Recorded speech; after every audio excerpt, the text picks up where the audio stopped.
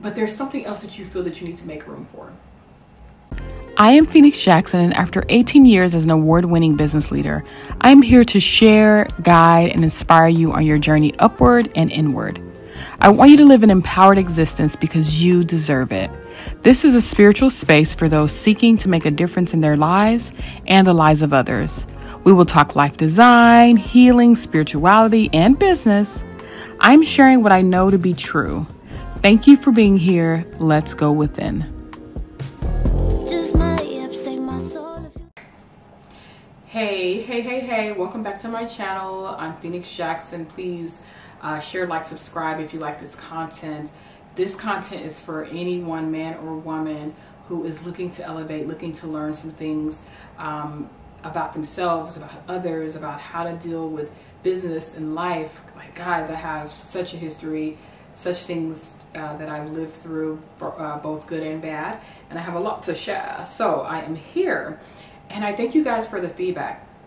My network, I asked them, like, guys, how does this look? Like, is the camera okay? Is the sound okay? What should I do here? Because remember, like, this is my first time really doing this. And I'm not doing this with a professional crew like I've done in the past. So I shot a lot of content in the past that I need to actually go back and retrieve, that I'll roll out on this channel, that were put together really nice, but I spent a lot of money. Like, literally 2021, the end of 2021, I spent 30 grand on a pilot that I never used.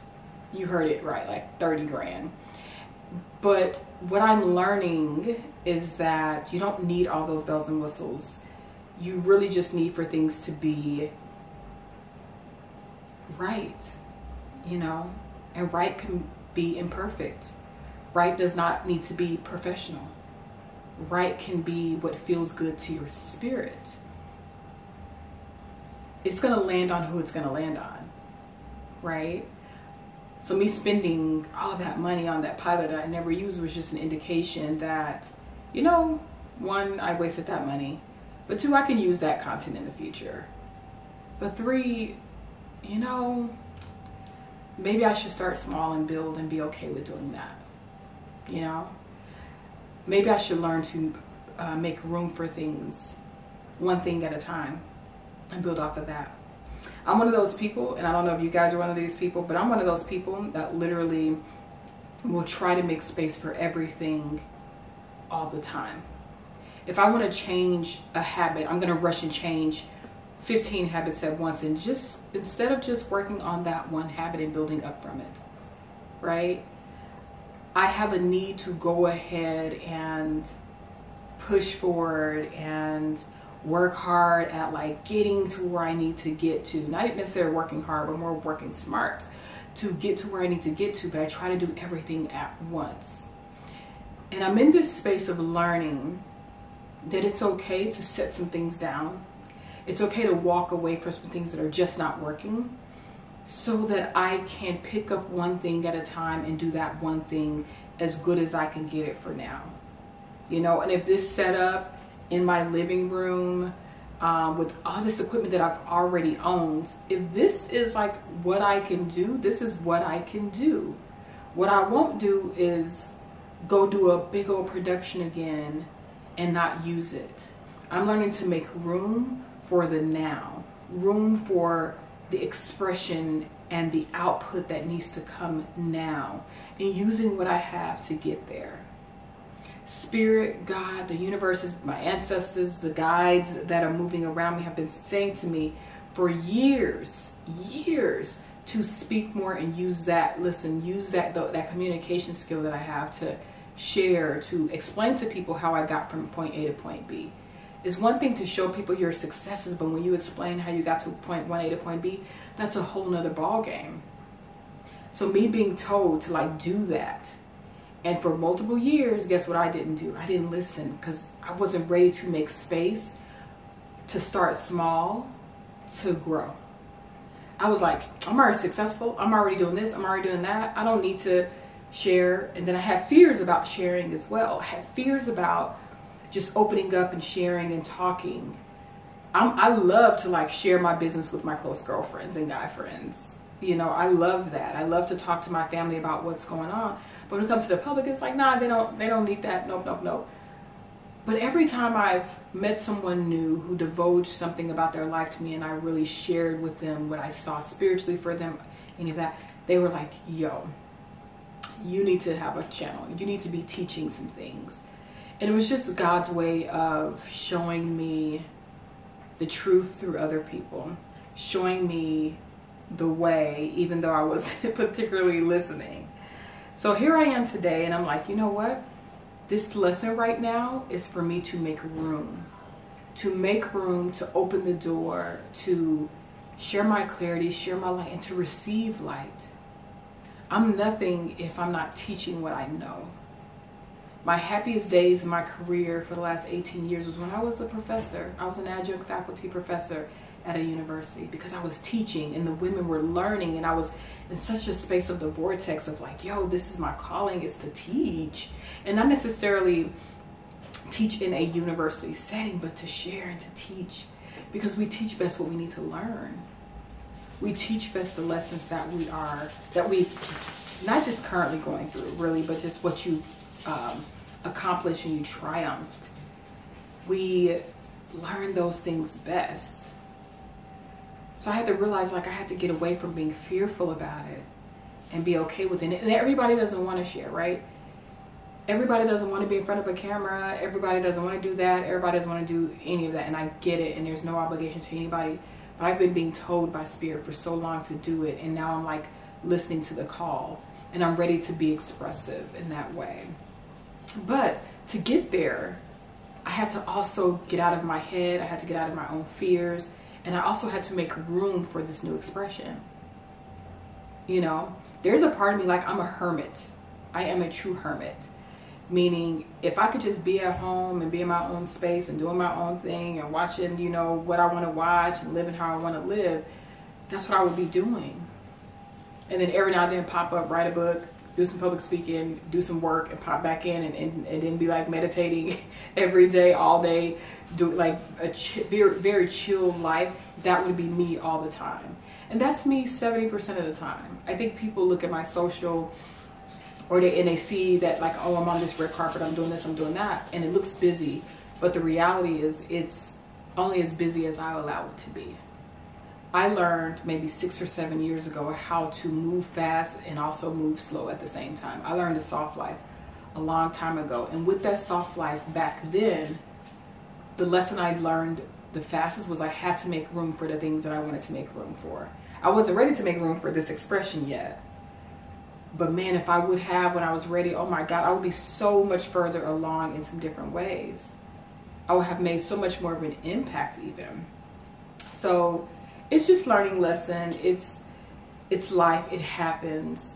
But I want you all to think about something. As you all are stepping out into this next level of your journey, as you all are stepping out into this next vibration for yourself, I want you to think about simply, what do you need to make room for? What is that thing that you need to make room for? Now, I know a lot of us, men and women, we're doing 50 things at once. We have a business. Some of us have side businesses. Some of us have organizations we're running, but then we have these other contracts. Some of us are at home just with our children and our husband, and you're handling other human beings. You're managing the lives of other human beings as a mother, as a stay-at-home mom or dad. That's huge. But there's something else that you feel that you need to make room for.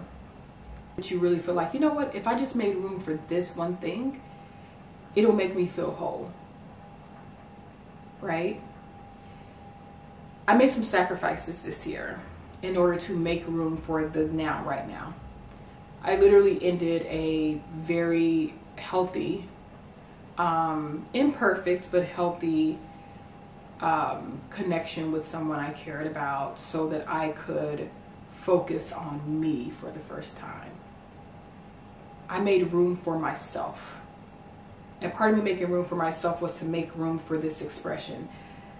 When you have a business, a child, a home, like a whole home that you have to take care of, family and friends who depend on you emotionally and who you communicate with, and a man, and other, boards and commissions and this and that and life, it's hard to also make room to teach and do what Spirit is telling for you to do. Now, there is a way for me to encompass and do everything together, but I make the sacrifice of like, okay, when in this list of priorities can go? My full-time business, definitely, I was like, that stressing me out. As I told about on the first video, like, that could go. And you know what, my partner right now, because like we're not committed and we're not engaged, it's okay to let that go right now too. Because I need to understand and figure out what it is that I truly want in my journey. I need to understand what it feels like to be alone. I've always been somebody's something.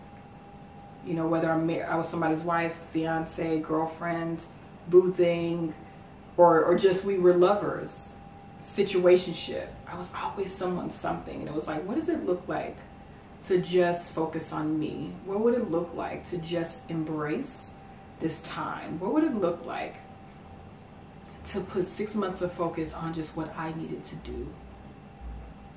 And part of that, the need, this was needed. Making room for this expression to you guys was a need. I needed it. I need it, you know? And I know that people have been requesting stuff of me for a very long time. So, as I go back to my original questions, I know I said a lot, but as I go back to my original questions, what do you need? And what do you need to make space for right now? What is that one thing that you feel like you need to make space for? What is that one thing you need to make room for to integrate into yourself, into your life, that you know is going to make you more whole, that you know is going to make you feel more aligned with yourself? It could be that you need to start working out. It could be that you need to start doing yoga. It could be that you need to just start praying more. It could be you need to start doing more meditation. It could be that you need to spend more time with your kids. It could be that you need to spend more time with your spouse. It could be that you need to do more self-care. It could be that you do good self-care, but maybe you need to do more pampering. It could be that you need to get out into nature more. It could be that you need to express yourself more. It could be that you need to amp up your career. If you were someone who sells insurance or sells homes, you want to do some things to amp up your career. Whatever it is, make room for that. Think about the things in your life that you can take off the list to make room for it. Before some of you say something, I know some of you are going to be like, I can't take nothing off the list. I can't take anything off the list. Yes, you can. Yes, you can. Life is transient. Nothing stays the same. You definitely can take some things off the list. You definitely can take some things off the list. So what does that look like? What does that look like? Does that look like you deciding that, you know what, I think that I'm going to stop eating out and spending hours eating out 3 times a week. And instead of that 2 hours that I go out, or hour and a half that I go out for drinks and eating out, instead I'm going to use that time to go work out. Or I'm going to use that time to work on my side business. Or I'm going to use that time to just be at home and read. There's always room to do whatever you need. The biggest self-excuse that we make is that there's not enough time. And the reality is there's always enough time. You have to put the priority in order. And as someone very wise said to me the other day, there is no such thing as things really being in a space of balance, because balance is hard to balance. It's about priorities. It's about what is important to you, what order are those things important to you, and then what cannot be a priority. What can you take off the list? So your homework today, your homework for this week is to get a piece of paper and to write down, number 1, and write as much as you need to write. What do I need to make room for? What is something that's calling me that I'm not doing? What is something my body wants, my spirit wants, my mind wants, my heart wants, that I'm not making room for? Write that down. And the next I need you to make a list of all the things you have going on in your life. I'm talking about every board, every side hustle, every person you're dating, your children. Well, you can't, don't take your children off the list. So keep the children off the list because you got to keep them. But put the things on the list that are malleable and disposable. And then I want you to cross off of that list at least one thing to make space for that new thing that you know you need to integrate into your life. Can you do that? All right, that's the homework. Thank you all for listening. We're going to take a break. And then, as you all know, we have our listener letter. And I'm going to drop some links below in the description and my email. If you have any questions about anything, business, life, purpose, whatever, hit me up. Trust me, I have something for you. And if I don't, honey, I'm going to find out. I'll be back. Hey, I'm back. I'm back with our listener letter for this week. This letter is from Shayna. And she said, hey Phoenix, how are you? I subscribed to your channel and I'm glad to be here. So glad that you're doing this. Now, I love that feedback that you guys are glad I'm doing this. It's just the beginning. I'm going to have more like exciting content coming up, but this is just the beginning. Thank you. She said, for the last 10 years, I have been seeing the same guy. And it's not what you think. It's not the same guy. It's a different guy, but it's the same guy. How can I shift attracting the same type of man? I keep attracting men who are non-committal. I keep attracting men who have too much baggage. I keep attracting men who want me to give them everything and are not giving enough. I keep attracting the same guy. What do I need to do to shift things so that I can attract a different guy? I love that. The first key, Shayna, to attracting a different type of person is to realize that you are what you attract. Every situation, everything that happens in our life is a construct of what's going on the inside of ourselves, period. There's no way for you to spin it. There's no way for you to look at it. Some people will think, no, that's not true because this happened to me and I didn't attract it. You did though. You did though. You attracted that situation to teach you some type of lesson, to break and then heal something within you so that you can be a stronger person for something or someone else. Nothing happens to us for naught. A lot of us go through traumatic things and situations even at a young age because we're meant to be awakened earlier than most. There's always opportunity in everything that we attract, the good, the bad, and the ugly. It depends on how we use it. So, Shayna, you keep saying that you keep attracting the same type of guy. So I want you to do this exercise. I want you to write down where you kind of listed it in there, like he's non-committal, But I want you to write down a list of the 10 traits, 5 to 10 traits that all these men have in common. And then I want you to be honest with yourself of what are you carrying within you that's similar or dependent upon the things in ways that they are. For instance, you keep attracting men that are non-committal. Is there any part of you that desires commitment but doesn't know how to have it yourself? Have you ever committed to anyone yourself? Are you actually somewhere deep down fearful of commitment, and so you keep attracting people who don't commit to you because you're fearful of commitment? I got a whole story about that in another show that I'm going to do, by the way, because that's real. Is it that you are carrying yourself as someone that they think they can just take a piece of and leave? Now, let's be honest with ourselves. Men are visual creatures, right? Men are visual creatures. So if you walking around with a whole bunch of skin showing and a whole bunch of this and a whole bunch of that showing, their first thought is going to be having sex with you. They're not going to look at you and be like, oh, she could be my future wife. That's not how they think. I remember the second person I dated outside of my marriage. He met me at a nightclub. Him and his friends bum rushed our VIP. And he said the reason why he spoke to me other than any of the other women there was because I had on clothes. He said, you look like you just came out of a business meeting. And I remember exactly what I had on. I had on a little high-waisted pencil skirt. I had on a little black top that was off the shoulders. I had on some pumps. And my hair was just like straight and, long. I didn't wear a lot of makeup then because I didn't know how to do makeup. I mean, I barely still know how to do makeup. But I had this very subtle beautiful, soft, feminine, non-sexual look. And him being a professional athlete, he had been around thousands of women who got their booty out, their breast out, and he was like, I was attracted to your modesty. And we were together for 1.5 years after that. So I think we have to, if we're looking for a certain type of guy, if you're looking for something new, I want you to dig deep into yourself and figure out what you need to heal in yourself that keeps attracting that type of guy. And the first thing you can do is this list I was talking about. Creating this list of what part of you is dependent on the issues in them.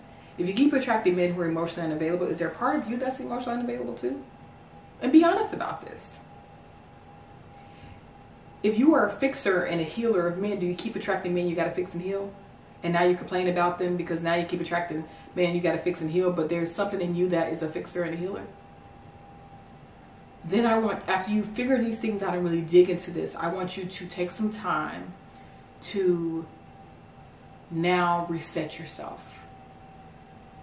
I want you to sit into some spaces of ritual. Men and women can do this. Where once a week you take a salt, Epsom salt, the Himalayan salt, sea salt, infused bath. Just do a 1/2 cup in your bath.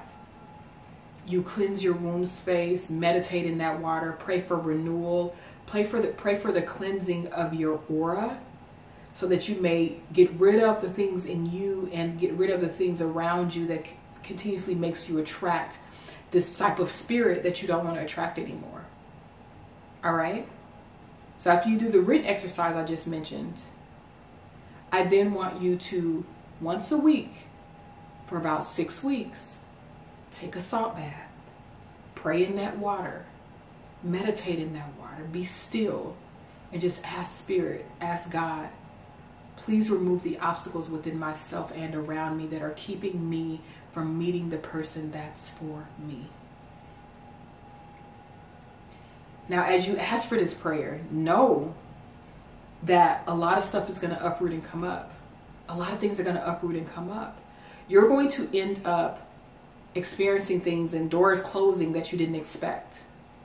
But this is about you cleansing your aura. And if you really want to step into the greatness of yourself, you got to do some exercises and some ritual and some energy to cleanse and move forward. It's not going to happen overnight. And you're not going to necessarily meet Mr. Perfect tomorrow. But what you're going to do in those 6 weeks of that once a week bath is that you're going to offer God and offer spiritual incentive for that person to now start to have you on your radar and you on their radar.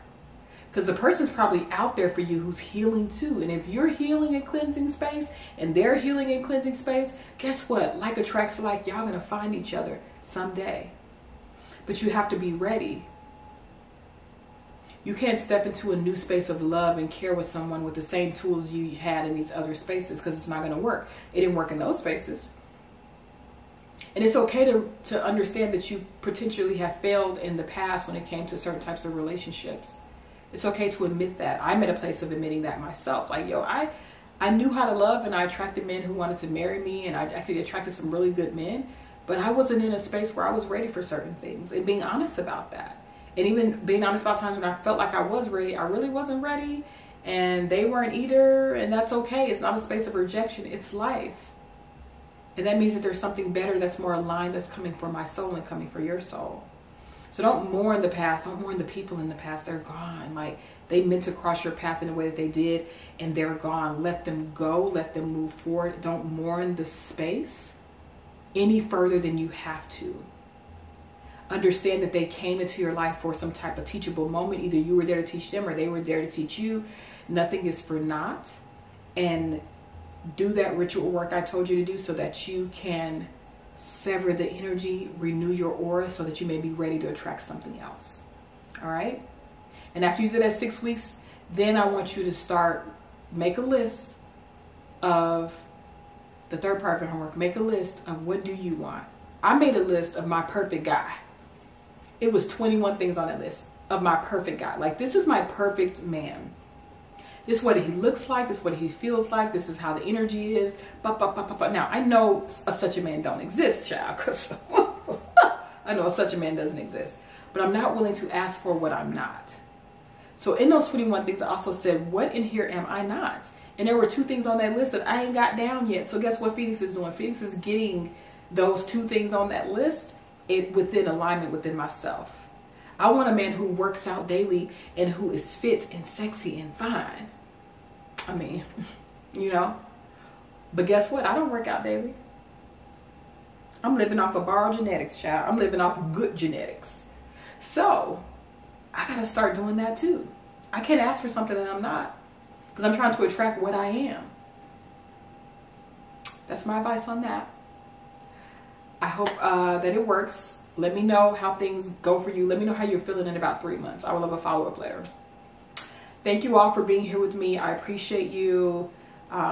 Thank you for joining me on this episode as we talked about making space. And I hope that it was good for you, and give me any feedback in the comments. And I thank you so much for being here. Have a good rest of your day.